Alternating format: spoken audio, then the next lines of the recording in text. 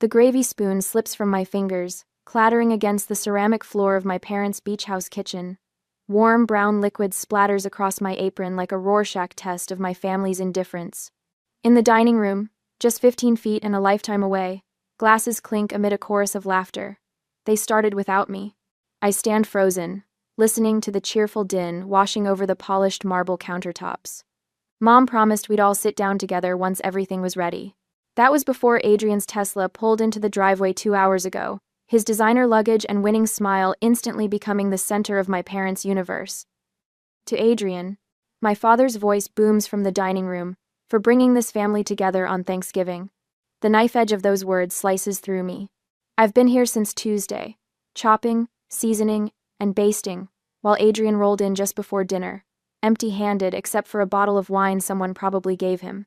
I bend down to clean the spilled gravy, my knees cracking against the hard tile.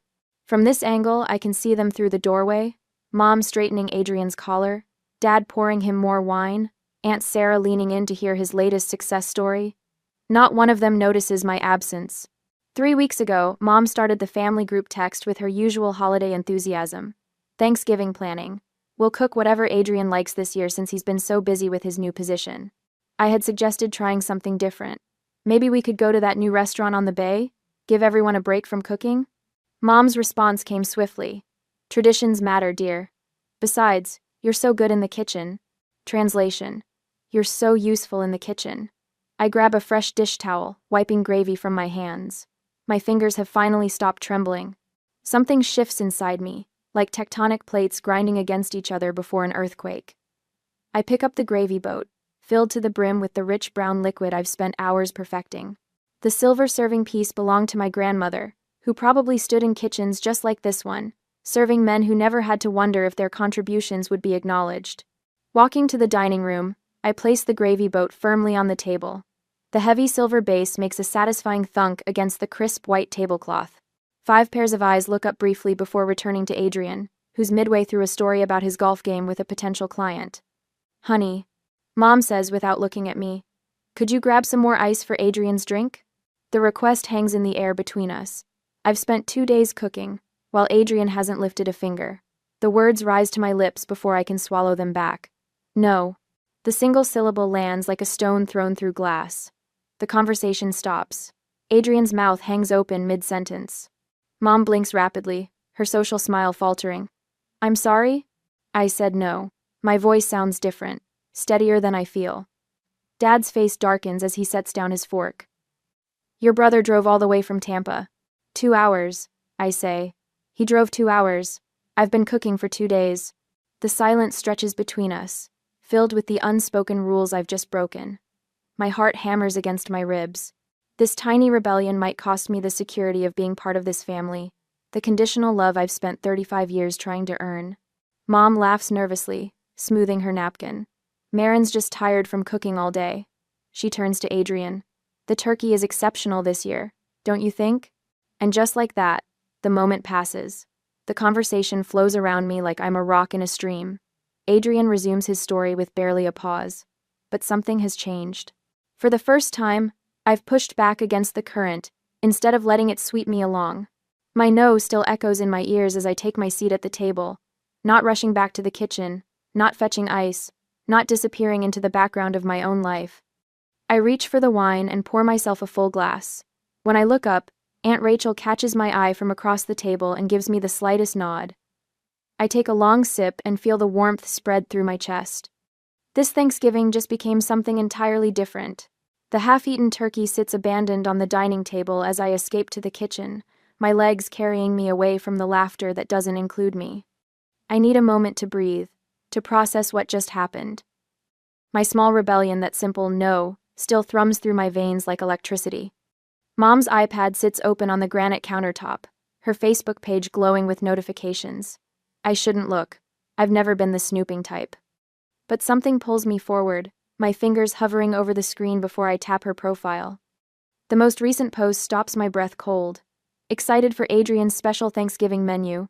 Can't wait to taste what my talented son suggested for our family gathering. My talented son. Not a word about who actually shopped for ingredients, prepped for 2 days, or woke at 5 this morning to put the turkey in the oven. I scroll down. Photo after photo from birthdays, Easter, last Christmas, dozens of images of Adrian smiling with mom and dad. In some, I spot my elbow or the back of my head as I carry dishes to the table or clean up in the background. Not one photo features me front and center. Not one. The kitchen suddenly feels too small. The walls pressing in as 35 years of being overlooked crystallize into undeniable evidence.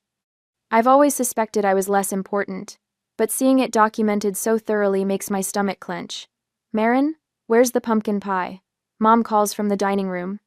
I close the iPad and grab the pies from the counter, sliding them onto serving plates with trembling hands. When I return to the dining room, everyone remains seated comfortably, Adrian at Dad's right hand, Mom beaming beside him, Aunt Sarah leaning in to catch every word. "Just set them on the sideboard, honey," Mom says without looking up. "You can serve from there." I place the pies down and stand awkwardly, knife in hand, as the conversation flows around me.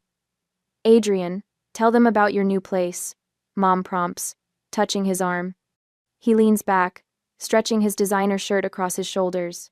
"Just closed last week. Perfect little beach house in Siesta Key. We should all go down for a visit," Dad says, his voice warm with pride. "Like our Key West trip last spring." The knife nearly slips from my fingers. "What Key West trip?" A moment of awkward silence falls before Mom laughs lightly. "Oh, it was just a quick weekend getaway. You were so busy with work." "I was never invited," I say, the words falling like stones. Adrian shifts uncomfortably, but Aunt Sarah jumps in. "Speaking of family gatherings, I wanted to tell you, Adrian. I've decided you should have Grandma's china cabinet. It would look perfect in your new dining room. The cabinet I've admired since childhood. The one I'd hoped would someday hold my own collection of depression glass." "Thanks, Aunt Sarah," Adrian says, not meeting my eyes. "That's really generous." "Well, we want to make sure these things stay in the family," she replies. "As if I'm not family." "Adrian needs it more than you do anyway, Marin," Dad adds, "especially with how much he's stretched himself with the new house. Your mother and I helped with the down payment, but mortgage rates are brutal these days." The pieces click together with sickening clarity. The same parents who called me financially irresponsible when I bought my modest Orlando condo 3 years ago with no help from them had handed Adrian a down payment for a beach house. "More pie, anyone?" I ask, my voice hollow as I mechanically cut and serve, standing while they remain seated. The conversation shifts to Adrian's promotion, his golf game, his new boat. With each passing minute, the truth sinks deeper into my bones. My only value to this family is what I provide in service, the meals I cook, the dishes I wash. The holidays I organize while they enjoy themselves. If I stopped serving, would I cease to exist in their eyes completely? Would anyone like coffee? I ask, already moving toward the kitchen. "That would be lovely, dear," Mom says, finally glancing my way. "And could you bring more napkins?" Adrian spilled a little gravy. I nod, turning away before they can see the tears threatening to spill. As I pass Aunt Rachel, Mom's younger sister who arrived late, she reaches under the table and squeezes my hand. Her eyes meet mine with quiet understanding. "I see you," she whispers, low enough that only I can hear. That tiny moment of recognition nearly breaks me. As I stand in the kitchen waiting for the coffee to brew, I watch through the doorway as my family enjoys the meal I spent days preparing. The question rises unbidden in my mind. Should I maintain peace by accepting my role, or risk everything by demanding the respect I deserved? What would you do when the family you love doesn't seem to value you in return? The coffee pot hisses, bringing me back to the present. I arrange the cups on a tray, straighten my shoulders, and prepare to serve my family once more. But something has changed. A seed of resistance has been planted, and I can feel it taking root. My phone chimes with the familiar group text alert. I hesitate before opening it, remembering how the Thanksgiving aftermath left a persistent knot in my stomach. 3 weeks of blessed silence shattered in an instant. "Exciting news," Mom's text reads. "Adrian is hosting Christmas at his new beach house. Everyone's so thrilled." I stare at the screen, waiting for the inevitable follow-up. It arrives exactly 30 seconds later. "Marin, I've made a list of your dishes.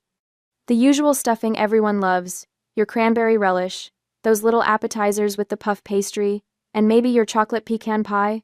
Adrian mentioned how much he misses your cooking." Before I can respond, another message pops up. And honey, could you come early to help set up? Maybe around 9? Adrian has an important client breakfast that morning. Think he was never bide. My thumbs hover over the keyboard. The audacity is breathtaking. Not, would you mind making? Or, if you have time, but a direct assignment of labor.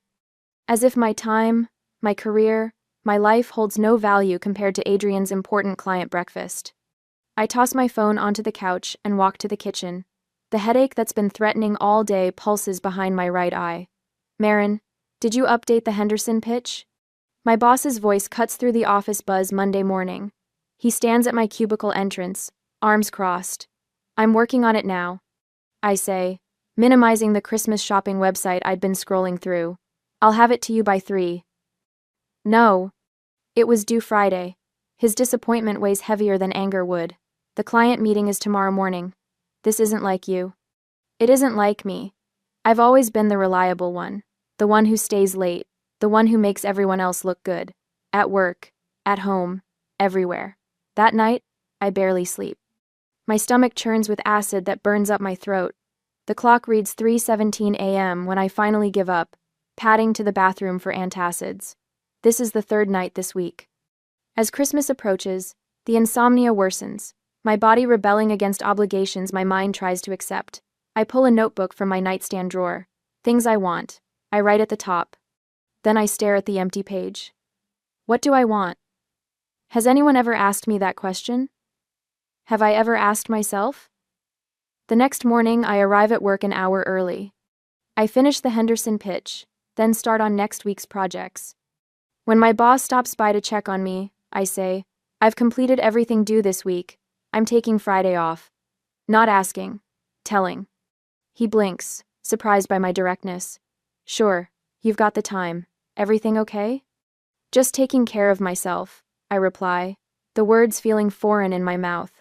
Thursday afternoon, Jessica from accounting leans against my cubicle wall. A bunch of us are having a holiday thing Saturday night. No family drama allowed. Just friends, food, and questionable karaoke choices. You in? I don't know. I hesitate. I've got so much to do before Christmas at Adrian's. Come on, she nudges my shoulder. One night for yourself won't kill you. Something about her casual invitation cracks the tension I've been carrying. I burst into genuine laughter for the first time in weeks. Questionable karaoke, huh? That bad? Horrific, she grins. Dave from It does an interpretive dance to Total Eclipse of the Heart that will haunt your dreams. I find myself nodding. Okay, I'm in. The possibility of joy. Simple, uncomplicated joy, with people who expect nothing from me except my presence, feels like coming up for air after being underwater too long. Friday off, I spent the whole day away from the kitchen, outside, just by myself. Saturday, I was testing new recipes I found on the internet, prepared and went to hang out with friends from work. My phone rings Sunday evening. Mom's name lights up the screen. I consider letting it go to voicemail, but something inside me has shifted. Hi, Mom, I answer, keeping my voice neutral. Marin, I'm finalizing Christmas plans. Did you get my text about coming early to help Adrian set up? We're counting on you. He's so busy with his new promotion. I watch my knuckles turn white around the phone. The familiar script unfolds. Adrian's needs elevated, mine dismissed. The old Marin would apologize for the delay and promise to do better. The old Marin would already be planning which grocery stores had the best ingredients for all those assigned dishes. I'm busy too, I say quietly. I have my own life and career. The silence stretches so long I check to see if the call dropped. What's that supposed to mean? Mom finally asks, her voice tight with disapproval. It means exactly what I said. I have deadlines, responsibilities, and commitments of my own. I'm not just sitting around waiting to be useful to Adrian. This is Christmas, Marin. Family comes first. Does it? Because it seems like Adrian comes first, and I'm just expected to serve him. Mom gasps. That's not fair. He works so hard. So do I. The words burst from me with unexpected force. I work hard too, Mom. But no one in this family has ever acknowledged that. No one has ever asked what I need or want. It's always about making things perfect for Adrian. I don't understand where this is coming from, she says, her voice quavering. We've always been a close family. The truth lands in my chest with stunning clarity. I don't need their approval to be worthy. I never did.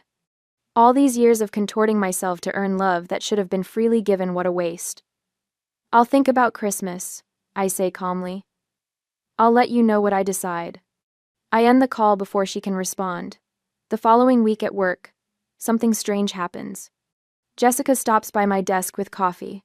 Thought you might need this, she says, placing it beside my keyboard. No expectations, just kindness. At lunch, my colleagues ask about my holiday plans. When I mention the uncertainty around family Christmas, Dave from IT immediately offers, "A bunch of us are having an orphan Christmas if you want to join." Potluck style, everyone brings something they actually enjoy making. The contrast staggers me. These people, some I barely know beyond professional courtesy, asking what I want rather than telling me what they expect me to give. Thanks, I say, standing a little straighter. I might take you up on that. That evening, I open my laptop and begin drafting an email to my family. The words flow with surprising ease. Dear Mom, Dad, and Adrian. I type. I've given a lot of thought to Christmas this year. I've decided not to attend the gathering at Adrian's beach house. I explain my feelings without accusation, simply stating facts. Years of unbalanced expectations, the toll on my health and career, my need to create boundaries that honor my worth. An hour later, my phone rings. Aunt Rachel's name appears on the screen. Your mother called me, she says without preamble. She's quite upset. My heart sinks. I'm sorry if she dragged you into this. Don't be, Aunt Rachel's voice softens. I wanted you to know that whatever you decide about Christmas, I support you. It's long overdue, Marin. Tears spring to my eyes at this unexpected alliance. Thank you, I whisper. After we hang up, I return to my laptop, yet my phone lights up again, Mom calling.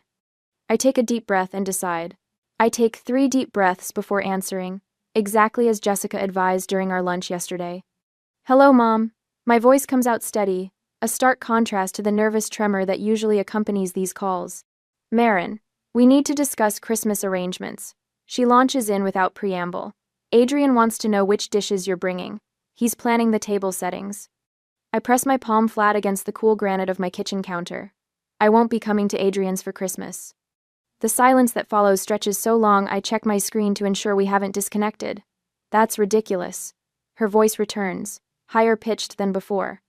Of course you're coming. Your brother has a brand new house to show everyone. I've made other plans. I maintain eye contact with my reflection in the microwave door, refusing to look away from myself. What other plans could possibly be more important than family?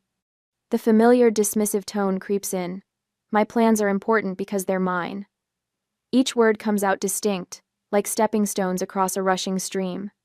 I've spent every holiday cooking, serving, and cleaning, while everyone else enjoys themselves, including Thanksgiving last month, when you all started eating without me.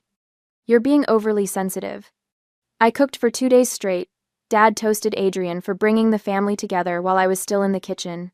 You promised we'd all sit down together. For the first time in our decades of conversations, Mother has no immediate retort. The silence carries weight.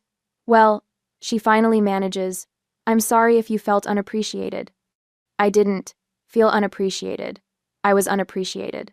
The distinction matters. I'm making different choices this year. I'm making different choices this year. You'll break your father's heart. Her voice wavers with practiced fragility. He's been telling everyone how proud he is of his children. I almost laugh. When did Dad last tell me he was proud of me? He didn't even acknowledge my promotion last spring. That's not fair. She stops abruptly. He what? He's not good with words, she offers weakly. Not like Adrian. Adrian is good with words because you and Dad hang on every one of them. You've spent my entire life treating him like the star of the show while I work backstage. Her breathing changes. I suppose we've taken you for granted. The admission, however small, stuns me into momentary silence. My prepared arguments dissolve, as unexpected tears prick my eyes. What would it take to fix things? She asks. When Mom asked what it would take to fix things, I hesitated. Should I give them another chance to change patterns built over decades? Or was it time to prioritize my own well-being, even if it meant spending holidays apart? I hang up without answering, promising to think about it. Jessica arrives at my condo an hour later with takeout and her laptop. Operation Freedom, Christmas is underway, she announces, setting containers of pad thai on my coffee table. You're ridiculous, I say, but the knot in my chest loosens for the first time in days. Look at these options. She flips open her laptop, displaying a booking site. Key West has vacancies at that boutique hotel we've been eyeing. Christmas on the beach instead of Christmas in servitude. I stare at the images of turquoise waters and swaying palms. My family would never understand. That's kind of the point. Jessica scrolls through room options. Your happiness isn't contingent on their understanding. My phone buzzes with Aunt Rachel's name. Speaking of family, I murmur, answering the call. I heard you're skipping Adrian's Christmas extravaganza. Rachel's voice carries none of my mother's accusation. News travels fast. Your mother called in reinforcements. She wanted me to talk some sense into you. My stomach tightens. And? I told her I'm visiting you in Orlando instead. The smile in her voice is unmistakable. I've had enough of Adrian's show-off mansion and your parents fawning. If you'll have me, of course. Tears well up again, but different from before. Really? Really. We can start our own traditions. Ones where nobody spends the entire day in the kitchen while others take credit. After we hang up, I book the Key West reservation for the days after Rachel's visit. For the first time, the holidays stretch before me like an open road, rather than a predetermined path. My phone rings again that evening. Dad's name flashes on the screen. He hasn't called me directly in at least 3 years. Marin, he says when I answer, his voice uncharacteristically hesitant. Your mother mentioned you might not be joining us for Christmas. Before I can respond, a text from Adrian lights up my screen. Are you really not coming to my new place for Christmas? I've made other plans, I tell Dad, watching another text bubble appear from Adrian. I see.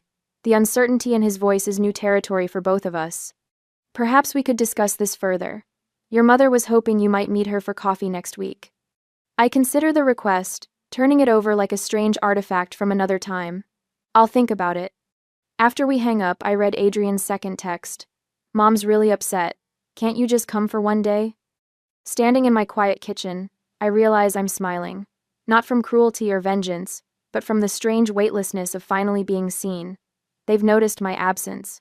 It's a start. Next week, Wednesday, the holiday music floating through Sunflower Cafe feels like an ironic soundtrack to the tension unfolding at our corner table.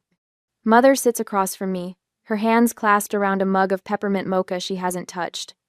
Between us lies the worn leather photo album she brought, a tactical prop in her arsenal of manipulation.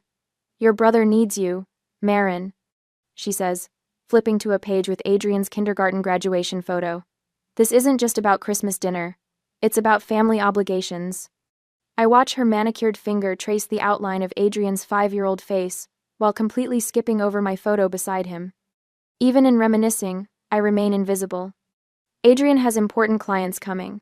He wants to impress them with a traditional family Christmas. Her voice drops to a confidential whisper. He specifically asked for your cranberry relish recipe.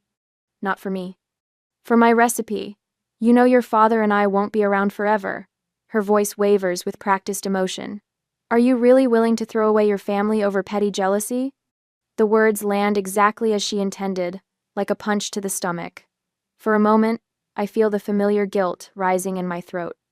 But then I notice her eyes darting to check if her performance is having the desired effect. I reach into my bag and pull out my own folder. I brought something too, I say, my voice steadier than I expected. I place 2 family photos side by side. The first shows last Easter's gathering, Adrian centrally positioned between our parents, while I'm barely visible at the edge, carrying a tray of deviled eggs. The second from Thanksgiving shows a similar composition, Adrian, raising a glass in toast while I stand in the background, refilling water glasses. 6 holidays in a row where I cooked every dish. I continue, sliding forward a handwritten list. 32 family gatherings where I arrived hours early to set up and stayed hours after to clean. 4 birthdays of mine that were rescheduled because they conflicted with Adrian's plans. Mother's face tightens. We appreciate everything you do. You appreciate everything I provide, I correct her. There's a difference. I tap the list with my index finger. When was the last time anyone took a photo of me enjoying a holiday meal? When did anyone offer to help me in the kitchen? When did my birthday get the same attention as Adrian's job promotion? She shifts uncomfortably, glancing around as if searching for witnesses to my rebellion. I'm not throwing away family, Mom. I say, my voice softening but not weakening. I'm refusing to be the servant. Her mouth opens, then closes. For perhaps the first time in my adult life, my mother has no ready response. The holiday decorations surrounding us, twinkling lights and paper snowflakes, cast strange shadows across her face. Outside the cafe window, shoppers hurry past with bags of presents, their faces alight with anticipation rather than obligation. I pull out my phone and slide it across the table, displaying the confirmation email. I'm spending Christmas in Key West, I say, with friends who see me as more than what I can provide for them. Mother stares at the screen, her face draining of color as reality sinks in. Her fingers clutch her untouched coffee mug so tightly her knuckles whiten. You've already booked it? The question comes out hollow, disbelieving. Jessica and I leave Christmas Eve morning. But what about Adrian's dinner? The genuine confusion in her voice speaks volumes. She truly cannot imagine a world where my brother's needs don't automatically supersede mine. Adrian has 2 hands that work perfectly well, I reply, and a kitchen full of appliances with instruction manuals. She looks at me as if I've suggested he perform brain surgery. He doesn't know how to cook a turkey. YouTube exists, I say simply. I learned most of my recipes there when no one taught me. The barista calls out another customer's order. Holiday music continues playing. Life goes on around us while my mother processes that her reliable kitchen servant has resigned without notice. When our bill arrives, I take it before she can reach for her purse. This one's on me, I say, placing my credit card on the small tray. No strings attached. It's a small gesture, but the symbolism isn't lost on either of us. For decades, every gift, every favor from my parents came with invisible strings, expectations of service, compliance, and gratitude for their conditional love. Mother gathers her photo album, her movements stiff and uncertain. As we stand to leave, I touch her arm gently. When you're ready to have a daughter instead of a servant, I'll be here. I say, I've always been here. You just need to see me. She doesn't respond, just nods once before walking out into the December afternoon. I watch through the window as she sits in her car for several minutes, not starting the engine, just staring straight ahead. That evening, Jessica helps me pack for our trip while sharing office gossip to lighten the mood. My phone buzzes with texts from Aunt Rachel, who reports that family channels are buzzing with news of my Christmas betrayal. Apparently, Adrian asked if the turkey comes with instructions written on it. She writes with a laughing emoji. Your mother told him to order catering, but your father insists on a home-cooked meal. I feel a strange lightness knowing my absence has created such a disruption. Not from spite, but from the realization that my contributions were substantial enough to leave a gap when withdrawn. The family group chat has been noticeably silent. No guilt trips, no angry messages, just the digital equivalent of stunned silence. As Jessica and I toast to our upcoming beach Christmas with glasses of wine, my phone lights up with a text. It's from my father, the first direct message he's sent me in years without my mother as intermediary. We need to talk, it reads. I set the phone down without responding, feeling neither triumph nor regret, just the quiet certainty that whatever happens next, I won't be returning to the kitchen while others enjoy the feast I've prepared. During Christmas time, the Key West sun warms my face as I stretch out on a beach towel beside Jessica. Laughter bubbles from my chest when our friend Theo performs an exaggerated impression of his boss. For once, I'm not bustling around serving others, I'm simply present, soaking in the moment. Marin, get in this. Jessica waves her phone, framing a photo of our impromptu holiday gathering. I slide between Theo and Jessica, smiling without reservation. The camera clicks, capturing my relaxed posture and genuine smile. 3 days in Key West, and I haven't once apologized for taking up space. Your pick for dinner tonight, Theo says, passing me the local restaurant guide. The simple act of choosing without calculating everyone else's preferences first still feels revolutionary. The seafood place on Duval. I decide without hesitation. Jessica raises her plastic cup, to Marin, who showed us all how to create holidays worth celebrating.